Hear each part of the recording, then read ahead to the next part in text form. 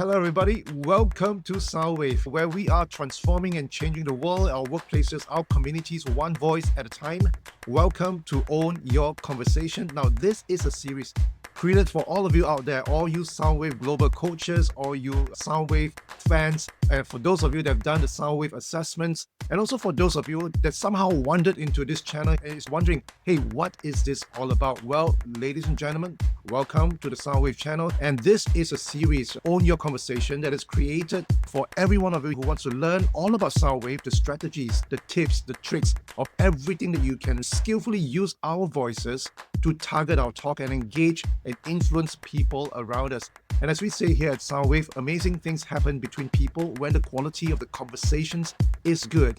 And when that happens, we have that ability to shift the dialogue, change the conversation, and shift the cultures and the outcomes that we want. Well, hello everybody. My name is Kim Pong, and I am the global partner of SOUNDWAVE. And today, together with me hosting this program is none other than my really wonderful friend, Mr. SOUNDWAVE himself, the creator of SOUNDWAVE, Kevin Eyre. A very good morning to you, Kevin, here from Singapore. How are you doing, my friend? Yeah, I'm good, Kim. Lovely to be with you again. It's another early, dark, cold morning in England, but it always brightens my day, the thought that I'm coming into a SOUNDWAVE Own Your Conversation webcast. So looking forward to this morning, as I've been looking forward to the other sessions. Fantastic. I mean, I think, Kevin, we had really a good time over the last few weeks, as a matter of fact, talking about the voices and all that. And I think yesterday, you and I, we were also on a different show where we were talking to a totally different audience who has never heard about SOUNDWAVE, who was exploring about the accreditation and all that. I don't know about you, but I get a big rush just hosting that show yesterday together with you and just talking with different people. And you seemed to me rather pumped up yesterday in the conversation. Well, it's good, isn't it? It's live. You never quite know what questions are going to come at you. And so you're on your toes. And there were some great questions yesterday. Really some difficult questions, actually. It's good to have people participating who actually know enough about the subject. They can make it difficult for the experts. And that's a sort of a cue, because part of today is about the voice of expertise, if I'm not mistaken. Thanks for bringing that up. So let me just explain to the audience what they're in for today. Today, essentially, we are going to be talking about the voice of advice. This is Own Your Conversation channel, and this is a 10-part series. And the focus is on the 9 verbal strategies of SOUNDWAVE, or as we call them, the 9 voices of SOUNDWAVE. And we talked previously about the 3 different verbal styles, the asking cluster, the suggest cluster, and the tell cluster. We are into the final voice for the suggest cluster, and the voice today, as Kevin mentioned, it's going to be the voice of advice here. Before we go on, let's do subscribe to the channels and click on the notification, the bell, if you want us to notify you every time we post the episodes online. So go ahead, do subscribe and click on the bell if you want us to notify you. So with that, let us get started, Kevin. And as usual, I'm going to surprise you with a quote. You have not seen this before. Yes. Are you ready? Are you ready for it? I'm ready. I'm on my toes. So let's go. Now, this quote is from a poet by the name of Samuel Taylor Coleridge. And he said this: advice is like snow. The slower it falls, the longer it dwells upon, and the deeper it sinks into the mind. Yeah. So I put it up for you so that you could read what I'm saying. So Kevin, does that sound anything like the voice of advice? I think it does. It's a strategy for delivering advice. So if I put that into more modern terms, I think the message in there is take it easy with your advice, be considered with your advice. And I think that is a recommendation I would make to anybody who has this as a preference, because it is easy to overwhelm people with advice. It is easy to make assumptions about the advice that somebody needs. But good advice is well targeted. Okay, good advice has worked out where the space is for somebody to accept the recommendation that's coming towards them. We're going to get into that piece later on here. But before we do that, I would love to do some quick definition on what the advice voice is like. So share with us, What exactly is the advice voice? How would people know that that is the voice of advice? It's the voice of expertise. Okay. We have a problem, an issue, something we don't understand, and we don't have time to investigate it ourselves, or we want a shortcut to an answer, then we will seek advice. And because society is full of experts, it's actually not difficult to go and find advice. And our main dilemma is, where do we get good advice as opposed to bad advice? Because one, everybody gives advice. So it's the voice of expertise. And the other, I think the other main advantage of the voice is that it's the time-saving voice. It's the voice that means we don't have to take 3 years to train as a lawyer or 5 years to train as a lawyer because we've chosen a different occupational path, but we still need legal advice. So we go to the expert, okay? So it's the time-saving advice. And in some sense, it's also, I've not thought of this before, Kim Pong, but it's the voice of the industrialized world. It's a voice where the division of labor is so specifically defined that people are narrow in their capabilities. So the narrower we are and the deeper we are, the more we require advice and the more we're able to offer advice. Yeah, it sounded to me like the more complicated the world is that we are in, the more the voice of advice is needed, isn't it? Now, as you were talking, right. I had a burning question which I must ask, Kevin. What does the world look like without the voice of advice? I think people will find themselves drifting around spaces, consuming more time than they really need to be consuming, working on things that are not their core domain, that are not their core expertise. So we might drift. I think we might be more inefficient. The advisory voice gets us to endpoints faster. Wow. So it's a voice of the economy, if you like. It's a voice of the productive economy. So I like a number of words that you've used so far. It's the voice of expertise, it's the voice of economy, it's the voice of time saving.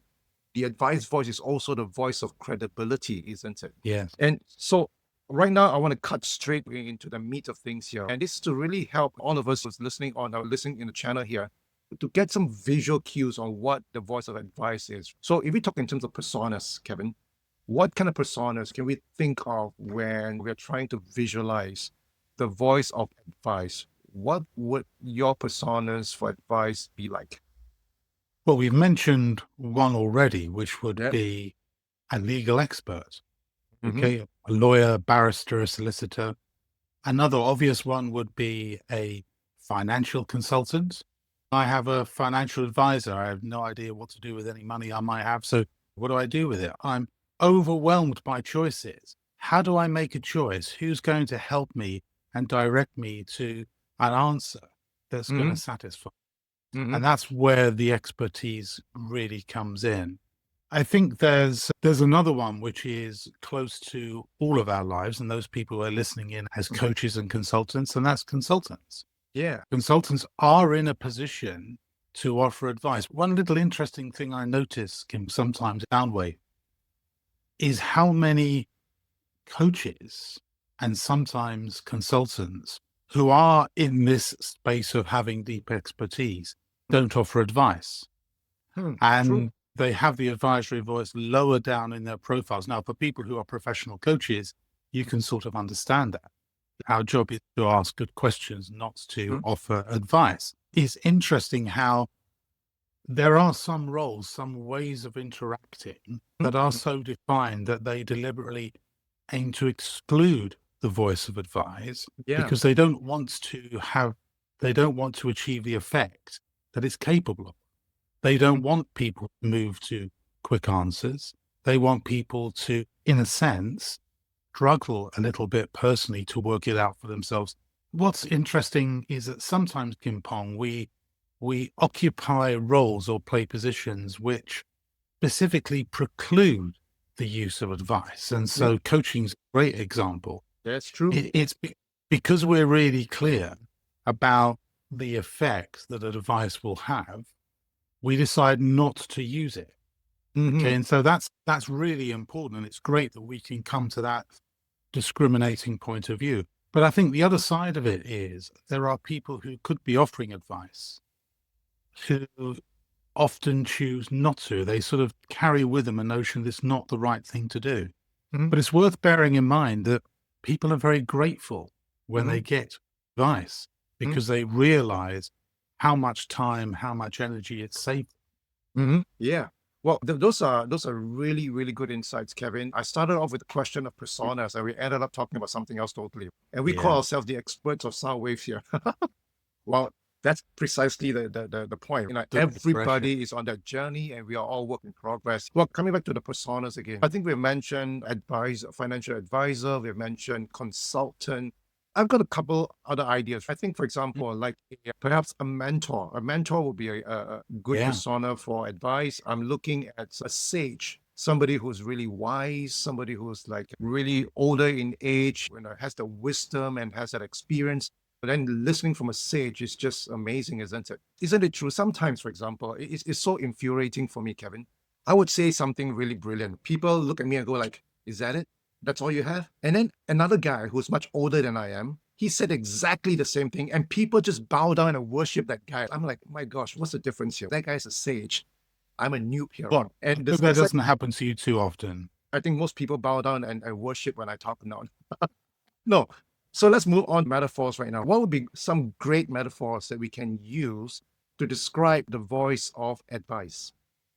The one that comes to mind for me from a sort of recipient point of view, I'm on the receiving end of advice, is Mhm. the sort of comfy blanket. Oh, I like. Sort of, it provides a level of reassurance. I've gone to somebody who is credible. Their Mhm, credibility gives me good advice, and mhm, then left in a position where I'm mhm, confident about what I have. So the stresses that perhaps were around me when mhm. I was thinking to myself, oh my goodness, I'm in a sticky spot. Yeah. What do I do? The advice serves to lower almost immediately all of that anxiety. There's huge relief that comes with good advice in tricky situations. A comfort blanket is my little metaphor for advice. I love the idea of a comfort blanket. And you use the right word. It is about, you know, getting into the cocoon of safety, getting into the cocoon of assurance. So I think a great metaphor, and like you said, comfy blanket, that's cool. I got another one for you, and I'm just wondering what you think about this next metaphor. What about Google? Every time we want to look for something, we get on the internet and we Google for that piece of information. Would Google be a good metaphor for the voice of advice here? Yeah, I think in the sense that it offers fast answers. Media might be another example. I mean, it's a Yeah, source yeah, of yeah. community-based information and advice. It's a fast route Mm, to finding out stuff, cheating in essays at college and things like that. This is the way you get the homework done quickly. So I think Kim Pong flags up the other side of advice. This is why I think it's double-edged. yeah. On the one hand, when people really need advice and experts can proffer the advice that is a very clear match, an Mhm, individual is likely to take it. But I don't know what your personal experience is of mhm, being on the receiving advice. How often actually do mhm. you get advice? And of the advice that you get, how much of it do you take? Well, I don't take any advice at all because I'm just really very independent. I'm really good in what I'm doing. So I don't need any advice. Right. Kidding, my friend. Come on, chill. I'm kidding.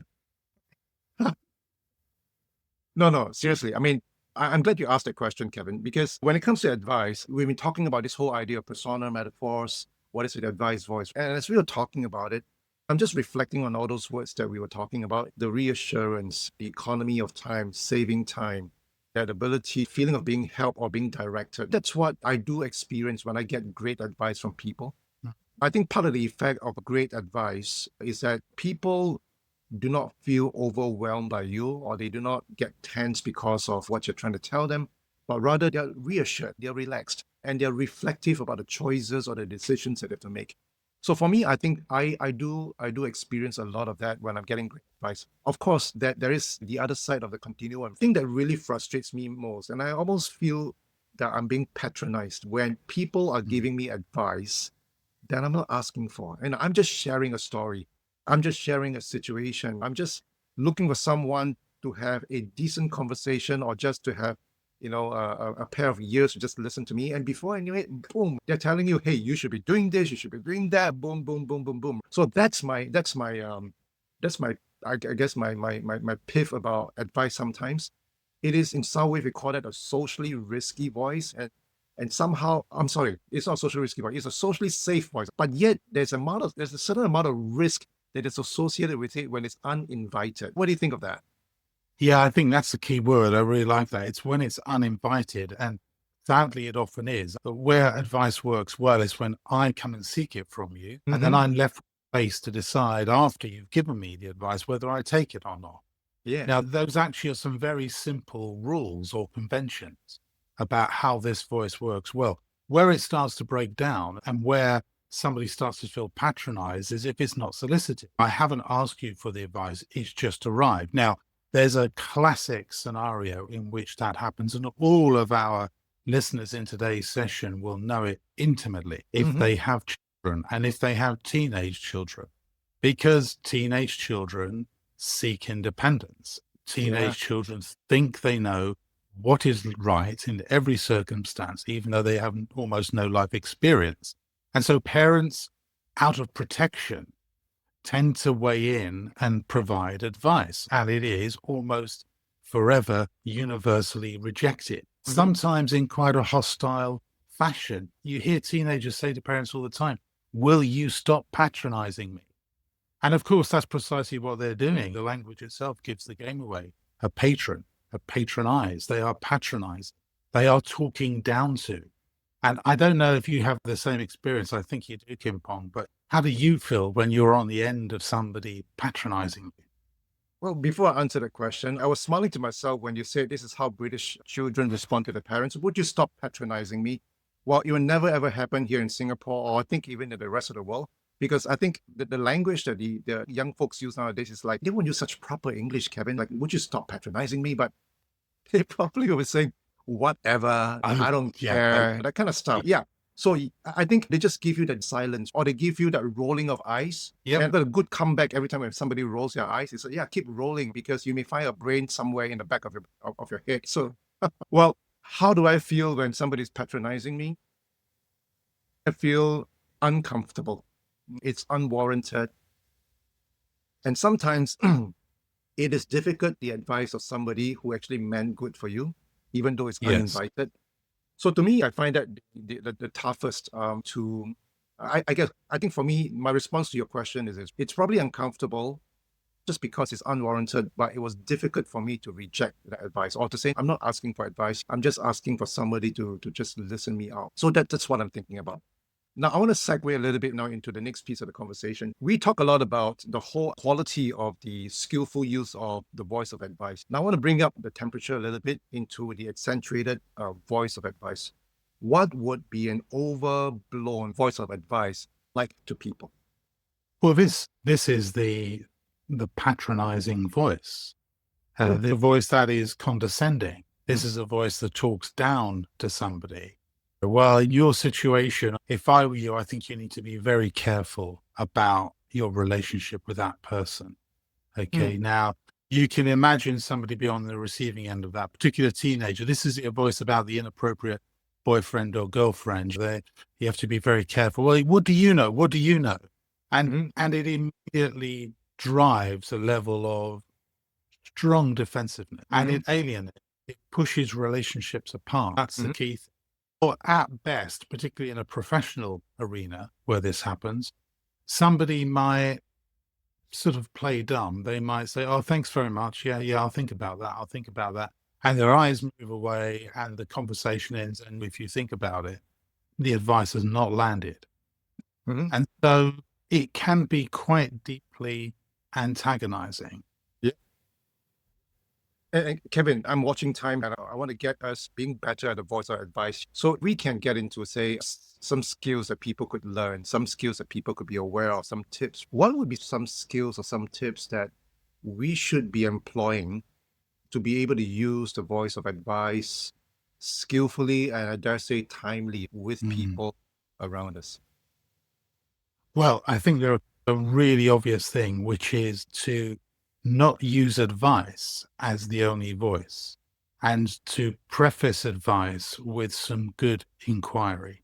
Mm-hmm. So let me take a minute just to understand what's going on before I offer you any advice. Let me just understand that process. Now, there are some occupational groups, actually many expert occupational groups, who usually have some sort of process in their mind when they're offering advice. They will go through, if you take financial services, a fact-finding stage in the discussion.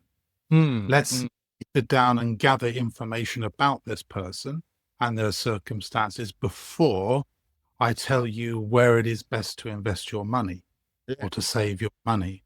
Okay. Okay. Now, if people jump into advice without really understanding context, without understanding the needs of the individual, that's where errors occur. So the Mhm. most skillful use of advice is to accompany it with some good inquiry Mhm. before the advice is offered.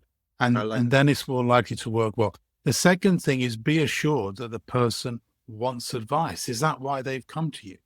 Mm. Mm. Okay. If they turn up and say, look, I've got a real problem, I don't know what to do, and I'd value your advice, Mhm. then fine. Mhm. And the third thing is to accept Mm. that it's up to the individual whether they offer your advice. Mm. And actually, the offering of your advice might have done something better than simply people walking away accepting your view. It may have triggered their thinking.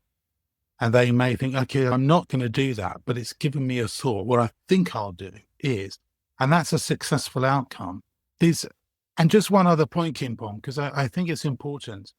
Somebody who's offering advice needs to ask themselves a question, Okay. which is, is what I'm offering clearly linked to the needs that that person has? Or in expressing my advice, am I providing myself with some personal satisfaction? Because one of the peculiarities of a voice of advice is I can feel quite good when I demonstrate my expertise. It becomes satisfying to me to Yeah. know that I know the answer to their problem and I can advise them on a course of action. I can personally feel good. Okay. Now, Mm. but the real question is the other person being satisfied by the advice? That's the primary focus. There's I, a really important question to ask ourselves when we use this voice. yeah. I love that distinction, Kevin, because do you give that advice for your own satisfaction, or do you give that advice, for the satisfaction of the person that you are directing that to? And I Yeah. can't help but think about for folks with the unconscious preferred use of the advice all the time, and particularly for some of them where it's often in an accentuated form or in an uninvited form. I think very often that there is this sense of maybe unintended, but there's a sense of unintended self-importance. Yeah. It's like, hey, look, I know what I'm talking about, and let me just tell you what's going on. And I may be stereotyping, Kevin, but it's interesting. I noticed that a lot of people that I have in contacts with, and particularly if they have a preferred voice of advice, they tend to talk with their finger pointing all the time. I don't know why. It's like, let me tell you what's going on. This is what it is, and this is what it is. And you should go there, you should go here. It might be interesting to begin observing people. Do they actually do that? And why would they do that? What about permission? Would permission be something that people need to look at before they give advice? I think it's a very good leading question, Kim Pong. It I is. think the answer is yes. So we'll just explain your thought because I think you probably have it clear in your mind. Well, like you mentioned, I think very often advice that is least appreciated most of the time, I wouldn't say all the time, but most of the time, are advices that are unwarranted. And like you said, I think when somebody wants advice from somebody and they're pretty much upfront, tell me, I need some help, give me some directions. I need your advice for this. So a lot of times people tells you what they want from you. And I think for us, when we are talking to people, there could be situations where we think the person is asking for advice, but we're not sure because they are not really directly asking us for it. So I thought that would be a really great situation that instead of just jumping from whatever we're thinking into, hey, let me tell you what to do, is to ask a really simple question. Hey, do you mind if I offer some advice in this area? And just pause and just wait for the response. And the person say, yeah, let's do that. Then give that advice. I found that very often when we are able to do that, it just makes us a whole lot more credible, isn't it? I think it does make us more credible. As you're talking, Kim Pong, my mind has just gone to a good friend of mine who has a really interesting Soundwave profile, which is that his two voices are inquire and then advise, both at similar levels. Now, you'll probably remember, as with our listeners, that that's quite an unusual combination because statistically, the two voices, one at the top of the model, one at the bottom, negatively correlated at a low level. So people tend to go one way or the other. They tend not in the main to combine both. Right. So for the benefit of the audience, so let's break down that language a little bit more early. Negative correlationship of those two voices. What does that mean in English? Okay, so it means that when people are answering our questionnaire in Soundwave and they end up with inquiry at a high level, there's a reasonable chance that advise will be at a low level. Okay.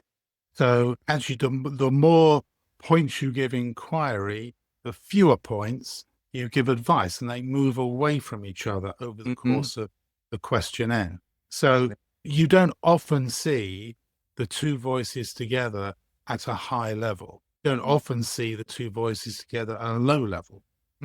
So when you do see it, it's a reasonably unusual combination. And if you think about it, inquiring, asking questions of somebody in a very open way is almost the diametrically opposite of giving somebody some advice. We can see that in everyday terms. So the question is, what happens when an individual, because we're all amazingly unique, actually does combine those two things, the preference? And this particular individual is quite a directional leader. He has a senior role in an organization. He can be very directional. And his wife says he's really annoying because he always thinks he's right. Okay. And he's that sort of character. He's a smashing guy. The difference is he invests very heavily in understanding the situational context through the inquiry voice. And that allows him to formulate very clear positions and very clear answers for people, which he then gifts. Okay, the next step is we've explored this. Think I understand it. I think we understand it. This is what we have to do. Okay. Now it's fantastic because it provides clarity of direction. On the other hand, it does potentially limit the opportunity for people to be empowered and think things through clearly for themselves. Yeah. And as I was listening to you about the negative correlationship between the inquire and the advice voice, it's quite interesting because I think I was just coaching one of the clients, and the number one voice is advice, and the number ninth voice is inquire. First is advice, ninth is inquire. And I asked my client the question, why don't you ask questions? Why don't you be more curious and find out what's going on? Well, the reply to me was this: I don't have to. I know all the answers. And that is really interesting, right? Because it just didn't occur to them that there's room for more exploration. And that leads me to think a little bit about this, Kevin. And I just want your thought on this. And then we'll just move on to the closing after this. And the thought is this: I think there's an interesting idea of the pairing of voices. So if you have one particular voice, it'd be fantastic to pair that one voice with another voice. And in this instance, it sounded to me like if you have the voice of advice, a great pairing voice would be the voice of inquire, for example. So it's like what you mentioned just now, being vested in learning about the voice of inquiry, to learn to use it in partnership with a really strong preferred voice of advice. Absolutely. And if I may, even in some circumstances, the opposite.